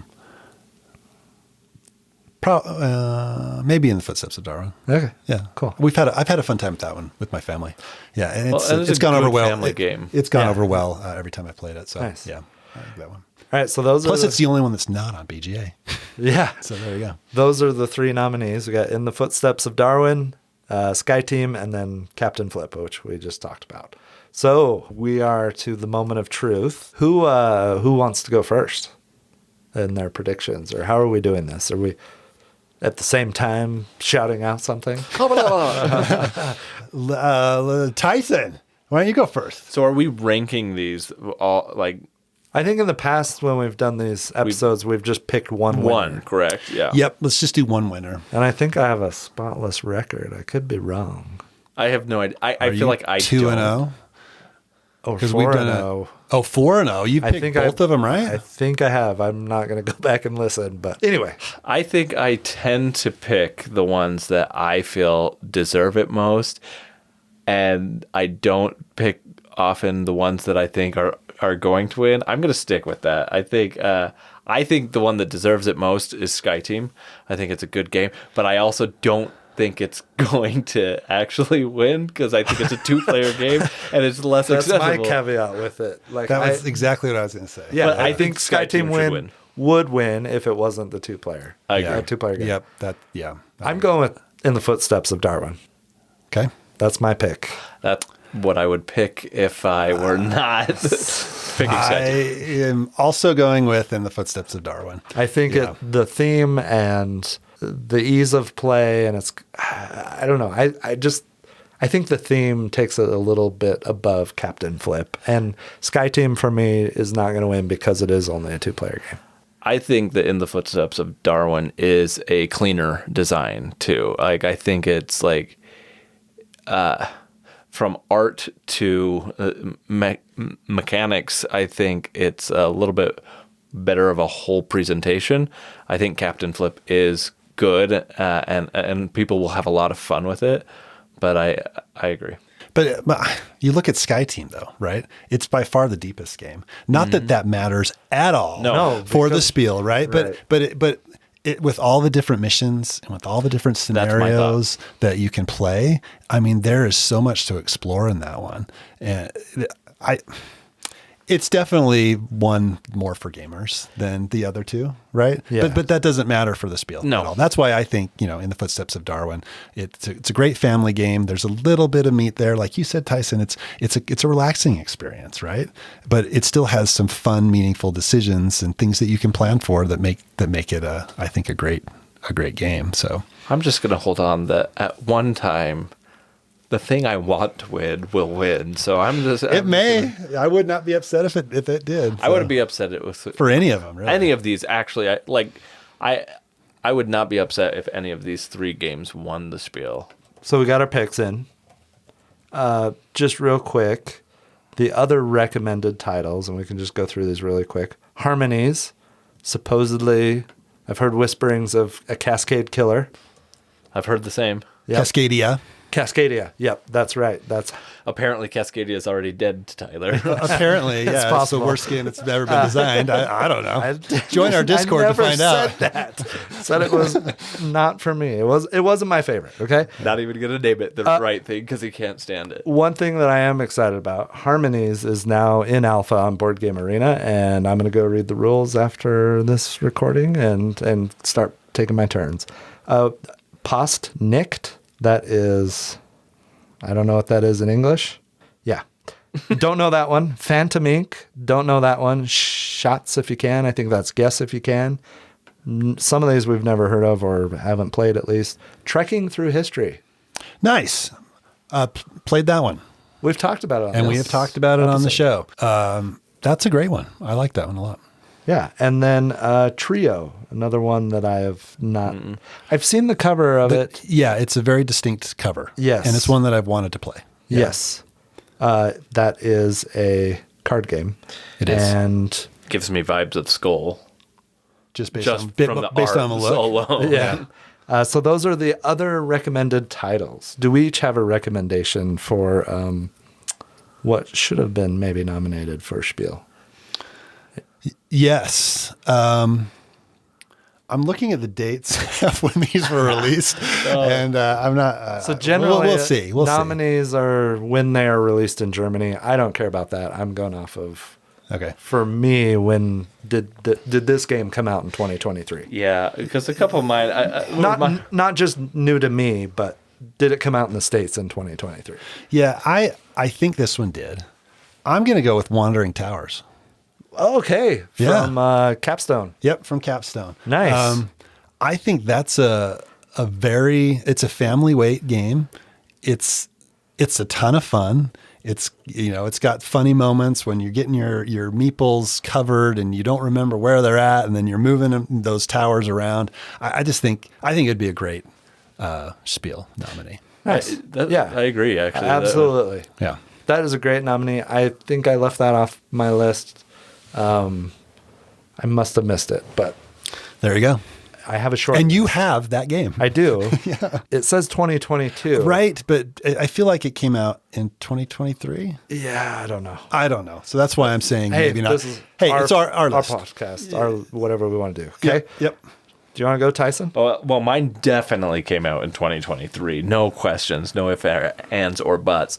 I think NAR should have been added. I saw that in my plays, and I was like, I bet Tyson could go with NAR because I know you love that. I love NAR. I think it's a really well done game, and I think it's the perfect weight for the Spiel. Like it's really light and it's accessible, and I think there's a lot of different things that players can get out of it. It plays 2 to 4 players. It's only like a 30-minute game max, really, and yeah, I just really like this game, and I think its presentation is done. I don't know, maybe it's not done in German, the rules, maybe not, but I mean, it's language independent in the components. There's no need really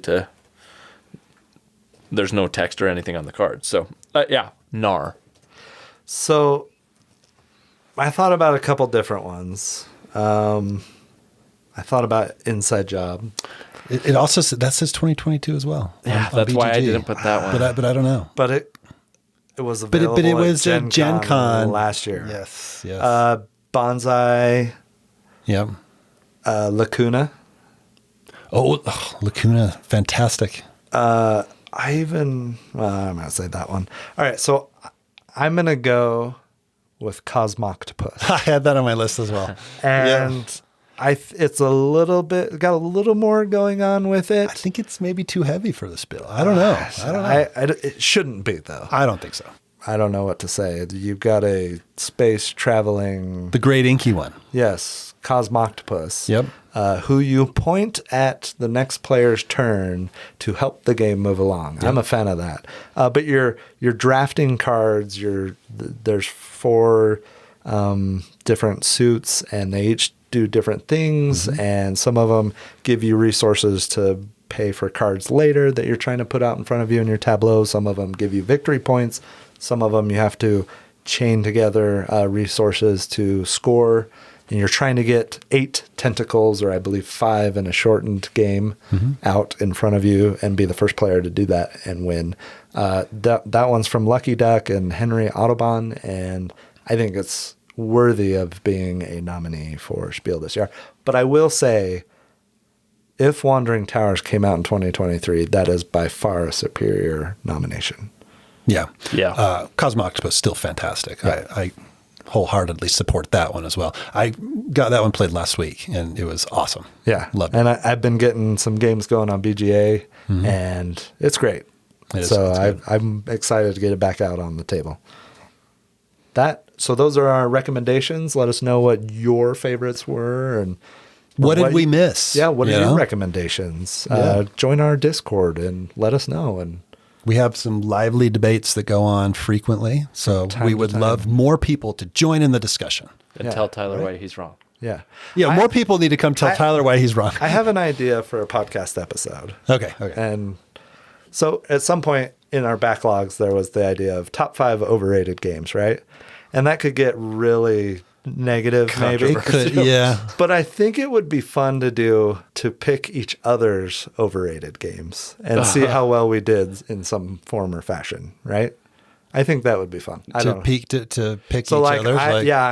I'm gonna Lost say Ruins of what Narnak, I'm gonna right? say what Tyson's top 3, or I'm gonna pick 3 of Tyson's games that I think he thinks are overrated, and then he's gonna rank them, and I'm gonna try and get the rank right or something. I don't know. Okay. I just think it would be a nice twist on trying to predict what we think the most overrated. I was games thinking are. you were saying that, like, what games are favorites of each other's that we think is actually overrated.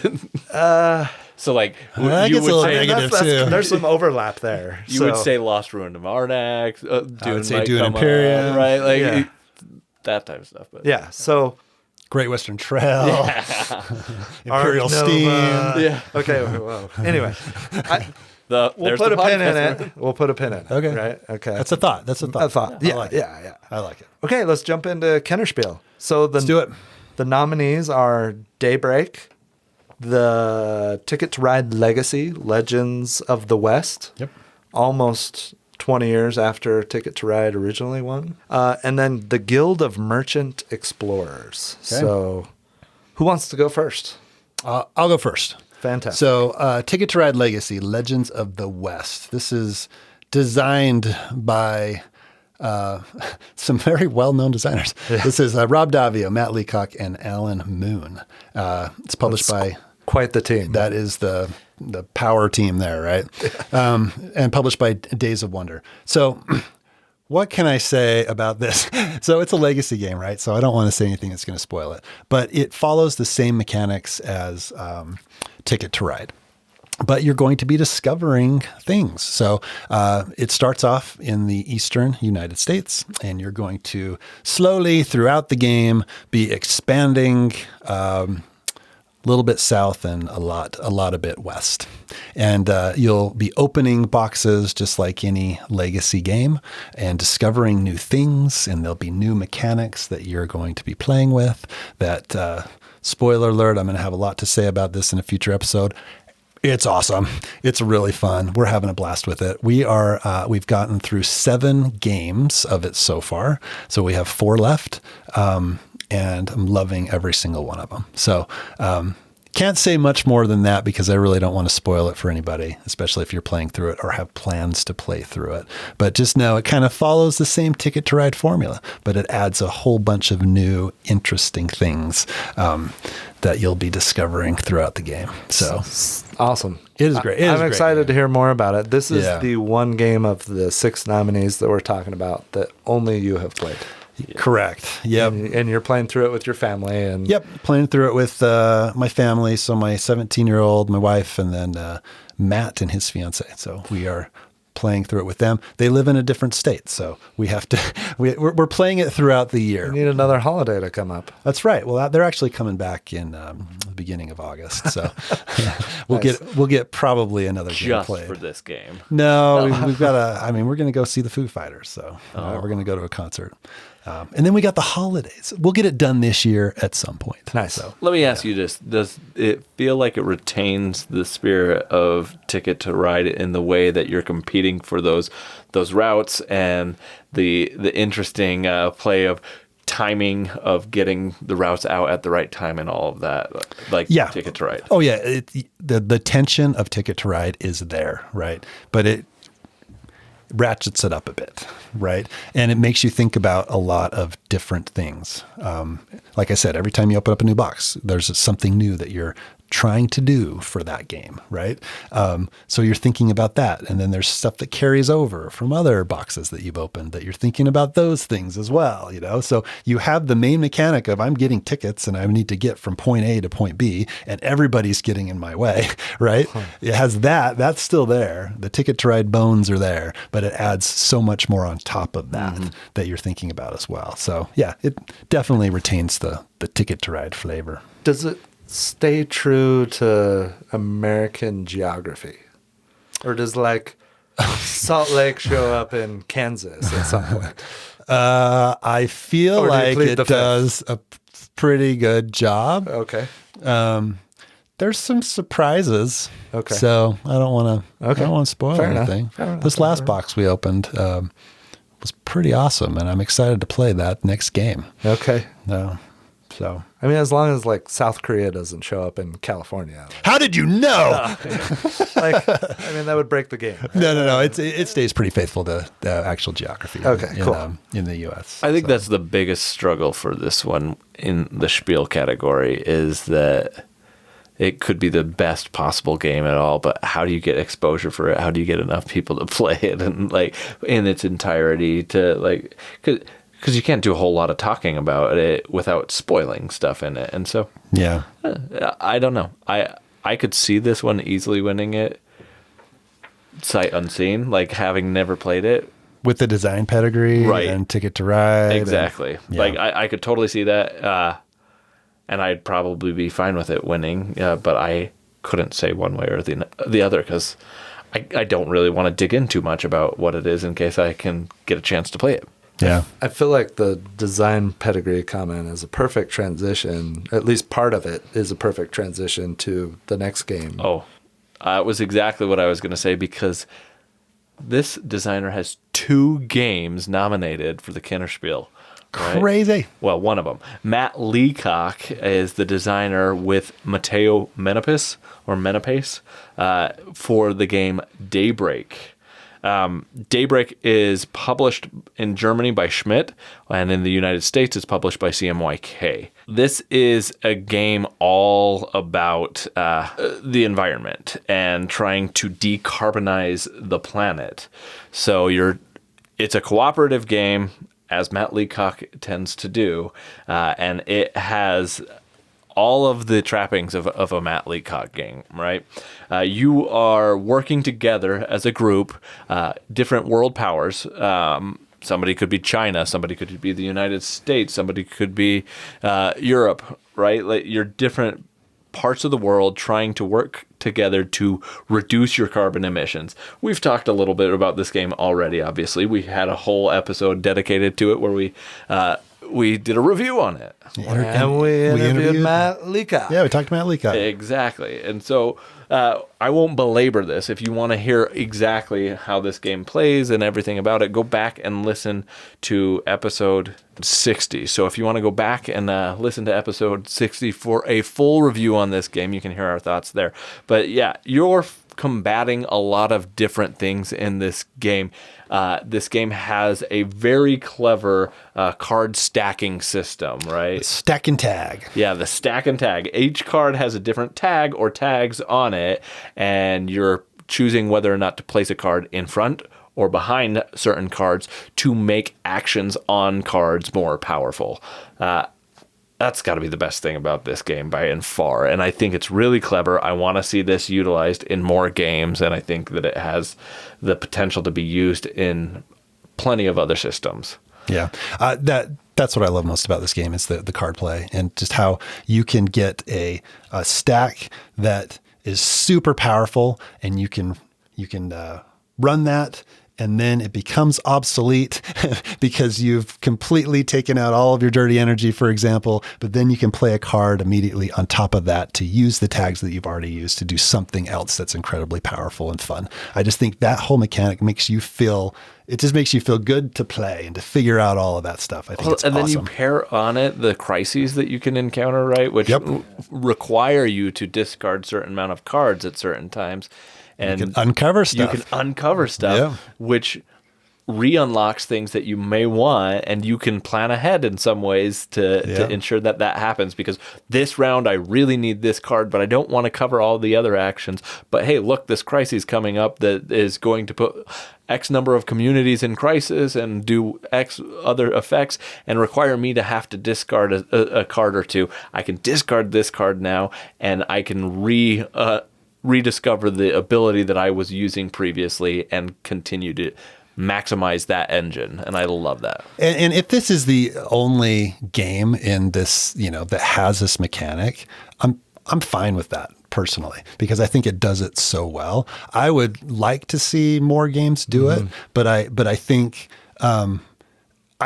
this game does it a fantastic job with it. And I'm content to keep playing this game. And we played with the cards that make it more difficult recently on BGA. Yep. And that really affected the game, right? Like, I think when we talked about it before, one of the things was like, hey, we're winning this quite a bit, right? Yes. Maybe the difficulty isn't as hard as it should be. Well, that ratcheted up pretty quick when we added those difficulty cards in there, right? We got murdered. And we really struggled that game, So I think there's some replayability there, and when you can affect the difficulty with these cards, I think it adds to that. It is a little frustrating. You can help each other out. There are ways to help each other out, but it is a little frustrating when you play a game of this and you're doing really well and, China is doing terrible and loses the game for you. I love the design. I love the tag and stack. I love the experience. We recently started replaying it on Board Game Arena. I enjoy it. Those cards ratcheted it up for sure.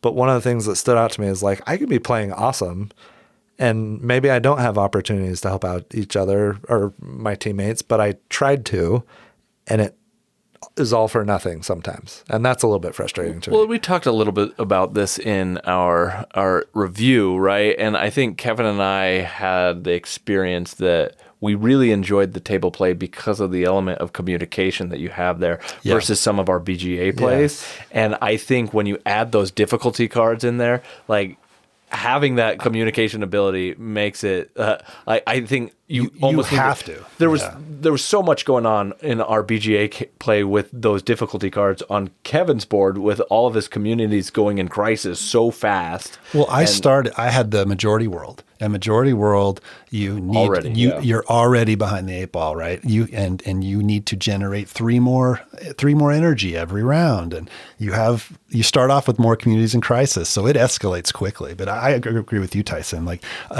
being able to collaborate on the table, I think, is a huge advantage. And BGA, it's tough, right? Because it's async. You're taking your turn when you can.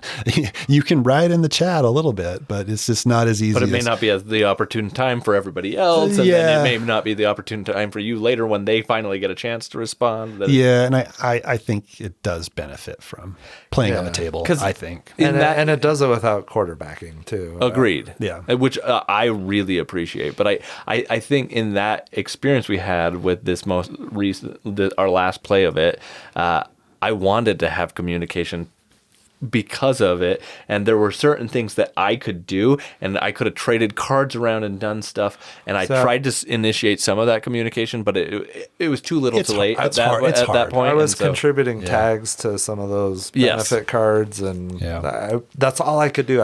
So I think a table play, especially when you put in those difficulty cards, whatever they're called. I can't remember. And you can make, there are ones, there's opposite ones, there's lighter ones, I think. Yes, there are. Easier if, to make it a little bit easier if you're playing with your family or something. Or like you have a new player who gets majority of the world, right? And doesn't know how to maybe manage some of that let stuff me take that one for the first game and not give it to my 10-year-old or something. Yeah. Cool. So check out episode 60. We have a much longer discussion and an interview with Matt Leacock. Yeah, and I recently re-listened to that episode, and I really enjoyed that discussion with Matt. I thought that was great. Yeah. Go check out that episode if you haven't listened to it already. So he's got 2 nominees. The last one, the final nominee, which is not Matt Leacock, is the Guild of Merchant Explorers, and I have an AEG copy of this. I ordered it as soon as the nominees were announced. It's designed by Matthew Dunstan and Brett J. Gilbert. So many Matthews. Yeah, and both of these guys have a ton of games to their resume. It's funny. This one says 2022 as well. Yeah, must not have shown BGG, up in Germany so until, who knows? I don't know. The Guild of Merchant Explorers. It plays up to 4 players, 45 minutes. You can play solo. The Queen has sent out a call to the Guild of Merchant Explorers, asking brave adventurers to voyage to all corners of the kingdom of Tegome.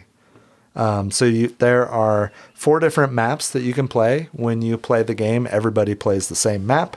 You start exploring from the center, and how it works is in the first round, and this is played over 4 rounds or 4 eras, you have 5 basic cards and the first era card. And so there's different terrain on this map. There is water, there's mountains, there's desert, grasslands, and somebody's going to flip over the top card in the Explorer deck, okay? And it might be the mountain card. So you now look at your board, and you're going to put an Explorer somewhere on your map, starting from the main castle at the start of the game, in a mountain space, okay? And then once everybody's done that, you flip over the next card, and it might be 3 water spaces or 2 adjacent spaces of any type, or 2 grasslands or 2 deserts, okay? So you're filling in these Explorer cubes on your map to further explore. And when you fill in regions, so if I fill in like all 4 spaces of a grassland, I get to add a village there now, and now in future rounds, I can build off of that village, because at the end of each round, you're going to take all of the cubes off that you've placed. But if you've filled in entire regions that are usually 3 to 5 to 6 spaces, then you get to add a village there, and you can build off of those instead of just starting from the center. So over the course of 4 rounds, you're slowly expanding across the map in different ways from everybody else at the table. You're getting ruins, which gives you treasure with some endgame scoring cards or some immediate rewards like coins. When something that I love about this game is when the era card comes out. So in the first round, you only have the first era card. And when that card comes out, everybody gets to draw 2 really powerful investigate cards. And you get to pick one of those, and you're going to have that for the rest of the game. And every time that Era 1 card comes out in future rounds, you get to do that action. So it might be something like fill in 3 mountains and 2 water tiles, or fill in 4 water tiles and collect treasure on any adjacent tiles. They're really powerful cards that you'll then get to do in each round every time that Era 1 card comes out. So in Era 2, you add in the Era 2 card. You get up to an Era 3, you add an Era 3 card. In the 4th era, the last era, you have a card that's 1, 2, or 3. So when it comes up, you can choose which era card you get to play, whatever's best for you in whatever situation you're in. You're trying to find discovery towers. You're trying to get treasure tokens. You try to create connections between trading posts that are on the map, because those act as multipliers. If one of them has a 3 and the other one has a 4 by it, then you'll score 12 points. You're trying to score the most points by the end of the game. Something cool with the trading, when you create those trading routes, is after you score it, you have to cover up one of them, so you can't continually using that trading post. So some very interesting things going on. It plays in about 45 minutes. There's 4 different maps. They add slightly different rules to them and different considerations, but plays really quick. The first era, you flip over those 5 cards plus the 1 era card, and then the round's over. You know, it goes pretty quick, and you're like, wow, I barely even got off this island in the middle. But by the end of the game, you're expanding to anywhere that you want to go, whichever direction you decide to go in. So adding the villages in really helps, because then you can start from more expanded points on the map, and then you're just trying to score the most coins at the end of the game and become the best merchant explorer. There you go. Yeah. So that is the Guild of Merchant Explorers. Tyson, I don't think you've played this. I have not. Kevin's played it. I played it once. Yeah, and I've got 4-ish plays of it, I think. I enjoyed my play. I enjoyed my play too. I thought it was great. I feel like this game is just gonna get lost in the shuffle for me. I 100% agree, and I feel like the theme's a little pasted on, and it doesn't. It's the beigiest of beige games. It is. But so I beige. actually really like the beige palette. Like, I think it's like it. kind of beautiful. I think it looks good, but I think it's just. I mean, if I own this game, it would probably be on my shelf and just kind of sit there. I just don't feel like there's anything that separates it for me. Yeah. I mean, it gave me vibes of Kingdom Builder a little bit, which I love Kingdom Builder.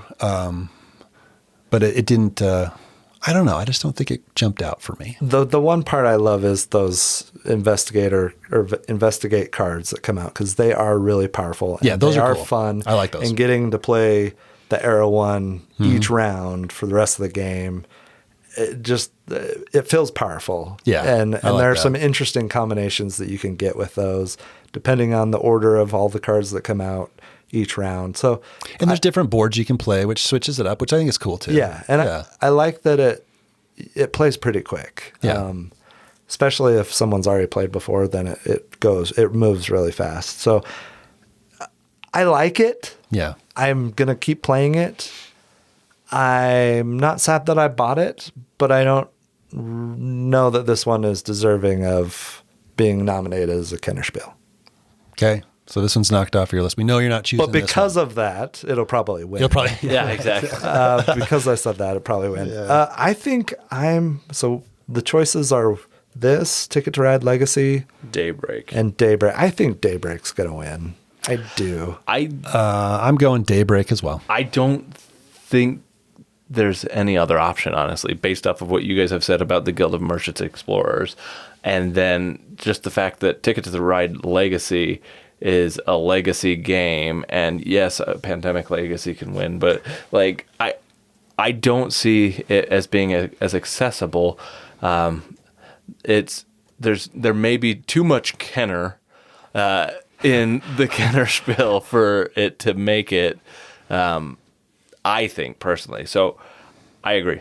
Daybreak is kind of the option, but are you going with Daybreak too? Yeah, but I wanted it to be Guild of Merchant Explorers because Matt Leacock doesn't really need anymore. But that's not. It's the best. Making great games. Yeah, it is. I mean, I think it's the one that's going to win. I mean, man, Ticket to Ride Legacy is so much fun. I don't know. But I just don't know that it has as broad a reach potential as something like Daybreak. Yeah, I'm still going with Daybreak for sure. But. So we're all going with Daybreak then. Yeah. That's all right. Okay. It's kind of lame, I think that's the first time ever that we've all three-way crossover said, yeah. That might be, yeah. I think so. Yeah. So the other recommended titles are Beer Pioneer, Botanicist, Forest Shuffle, and Ritual. And I don't know that Forest I played Shuffle. any of them. I haven't played. I've played Forest Is that on Shuffle. BGA? It's on BGA. Okay. I may have played it once. I've wanted to play that. I think for me, do I think it's worthy to be on this list? Absolutely, but I think it should be on the Spiel, not the Kennerspiel. Not the Kennerspiel. Yeah, okay. Like it's fun and I like what it's doing. You basically have you collect cards of different types, and you have trees in that you're trying to plant, and in the trees you're trying to put like animals and different things, plant life, etc., around it, and you place it on sides, tops, or bottom of the cards, and they have these kind of compounding scoring factors and things like that. And there's some interesting card play going on in there, and you're trying to hide cards and make sure certain ones are revealed so that you're scoring and maximizing points. And I liked it a lot, and it's one that like I would love to play on the table, but I haven't had the chance, but not a Kennerspiel. But I don't think it's it doesn't meet up with Daybreak or Ticket to Ride or Guild of Merchants Explorer in terms of like complexity and expert level play. Maybe that's why it's just a recommendation. Yeah, I don't know. maybe. Cool. All right. What should have been nominated? I have a whole list. I haven't decided yet, but I got mine. Okay. Who's going? You go. I would say Distilled.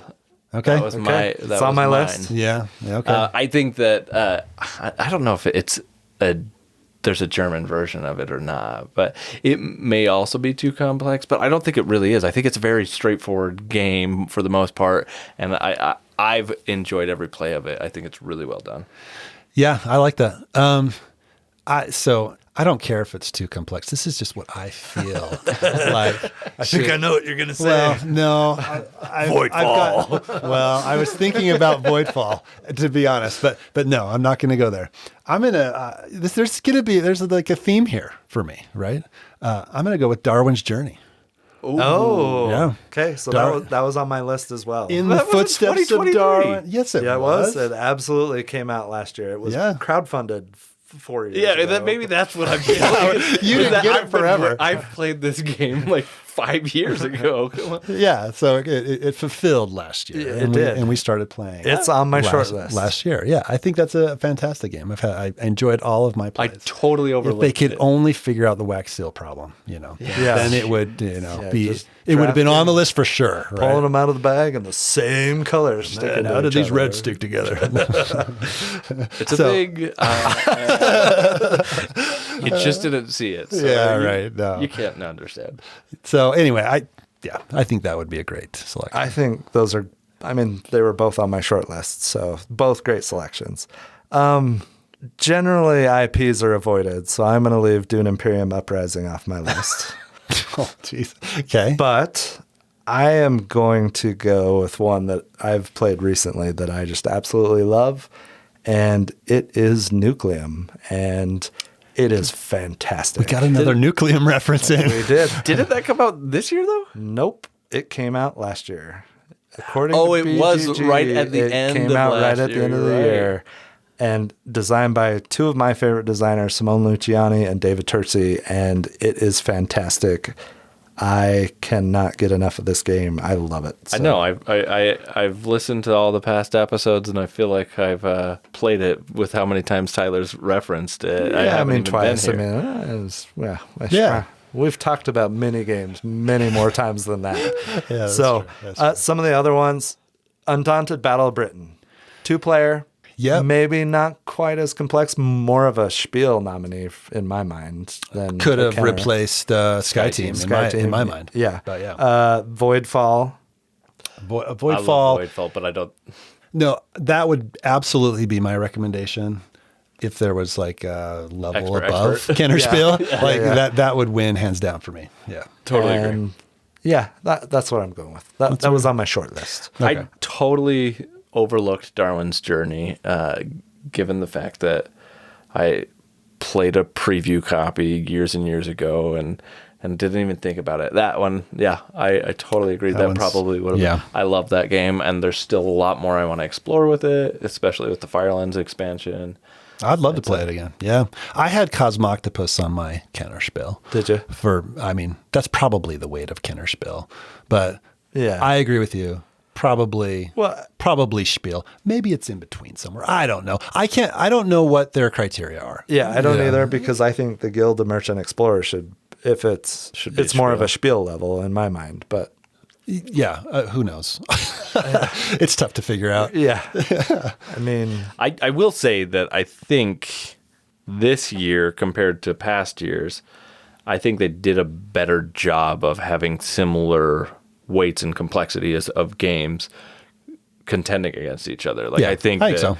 that in the Footsteps of Darwin, Captain Flip and Sky Team are comparable weights, all three of them. yeah. And then, like, I think the same for the Kennerspiel. Like, I think they're all comparable for the most part. Ticket to the Ride Legacy may be a little bit more, but not. If you know Ticket to Ride, I would imagine it's not really that. It's not. difficult. I mean, no, I think they did a good job. I'm not upset at any of the nominations really this year. I think they to did your good. point, there have been years where it's like, how do you even compare that game, Llama to like Well, yeah. I mean, yeah, I think you're right. I think they've done a better job of putting things that are at least in the same range of complexity. And that's not to say that the different weighted games don't deserve recognition. It just the categories don't necessarily feel. I feel like there needs to still be a better definition of what these categories are and what fits into it and what doesn't. Yeah, I do think it's interesting. When they announce these, it's like an hour-long discussion where they go over the recommended, or they go over all of them, and then they say which ones are the nominees out of the ones that they've talked about. And it's in German. There's subtitles in English, but I think it would be interesting to actually go back and watch that, because I was watching it while I was working or doing something else, and I've watched bits and pieces, but right, never in like its entirety. I would love to hear more of their reasoning of how they make these selections. But it's a cool thing that happens every year. It's one of the most. I mean, it is the most prestigious board game award that you can get, it's exciting to see what the nominees are. They were a little bit later in announcing them this year, and They were. I was getting a little antsy. I'm not going to lie. I was excited to see what they were. So yeah, it'll be exciting to see which ones are selected and how wrong I am on mine. I'm just going. Yeah, I'm sure I got nothing right. I'm just looking back through the other nominees throughout the years. Micro Macro Crime City. Yeah. That one. That one game of the year. That's crazy. That is a Find Waldo activity that is not a game. Yeah, And sorry. I still have it in my shelf because I won it off of Family Feud or whatever episode we got Price is Right, whichever one it was. Yeah. Password, maybe? We've done Password, Family Feud, and Price is Right, right? Yeah.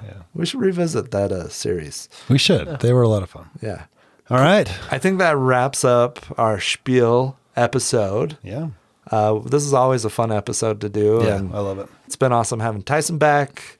That's right. Hey, join us again sometime, all right? Yeah. Sometime, yeah. Sometime? Okay, cool. It's been great talking about some of the games we've been playing lately. It's been a busy, fun summer, and we're excited for upcoming episodes. We got some we got some good stuff coming. Yeah, we're excited. Yeah, So yeah. it's going to be awesome. Join our Discord. Like us. Give us a review if you listen to us. If you're a longtime listener, please give us a review. And It all helps. It does. And that we would appreciate that. Yeah, buy us some wooden eggs on Buy Me a Coffee. Do we still have that going? We still have that going. Yes, we absolutely do. Nice. And I mean, your supply of eggs has been running out, Tyler. Yeah, I know, We got to right? get you a few more of those Yeah.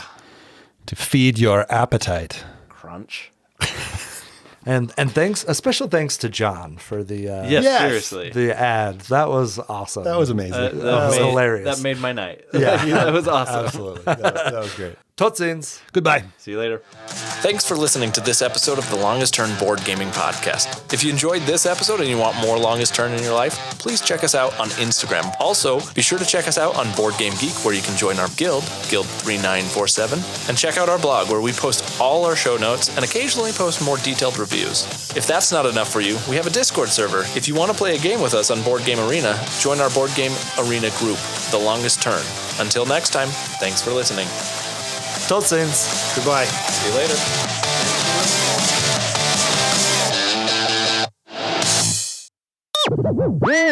Welcome. It's going to be good. That was a little overkill there. I feel like I've been pretty Dead on. good. No, you have been. You have been very. There are some. All right. You ready? Now you're self-conscious. Anticipation. in the No, voice. Couples episode all over again. Oh, yeah. Isn't Wormspan kind of based off of that, or maybe I'm thinking something else? No, it's the same lady that did Apiary. Yeah, no, you're right. I can't remember what her name is now. Fogel's Tree or something. No, Beth Sobel's the artist, and no, then it's Fogel something.